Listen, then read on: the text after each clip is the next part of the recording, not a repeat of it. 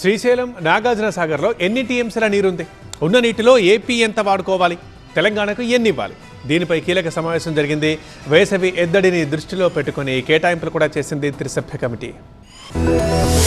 తాగునీటి అవసరాల కోసం ఏపీకి 10 టీఎంసీలు, తెలంగాణకు 21 టీఎంసీల విడుదలకు కృష్ణానది యాజమాన్య బోర్డు కేఆర్ఎంబీ అనుమతించింది. హైదరాబాద్ జలసౌద వేదికగా జరిగిన కేఆర్ఎంబీ త్రిసభ్య కమిటీ సమావేశంలో ఈ మేరకు నిర్ణయం తీసుకున్నారు. తాగునీటి అవసరాల కోసం మే నెలాఖరులోపు సాగర్ కుడికాల్వ నుంచి 10 టీఎంసీలు ఇవ్వాలని ఏపీ ఇప్పటికే బోర్డును కోరింది. రెండు రాష్ట్రాల అవసరాలపై కేఆర్ఎంబీలో చర్చ జరిగింది. ఏపీ ఇప్పటికే కోటాకు మించి నీరు వాడుకుందని, మళ్లీ ఇస్తే తమకు నష్టం జరుగుతుందని తెలంగాణ వాదించింది.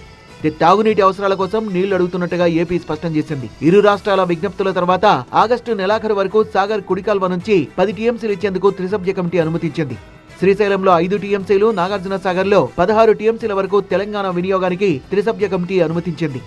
ఏపీకి 10 టీఎంసీలు పోగా 2 ఉమ్మడి జలాశయాల్లో మిగిలిన మొత్తం నీరు తమకే చెందుతుందని, మళ్లీ ఇవ్వడానికి వీల్లేదని తెలంగాణ చెప్పింది. నీటి కేటాయింపులపై గురువారం నాడు కేఆర్ఎంబీ మరోసారి భేటీ కానుంది.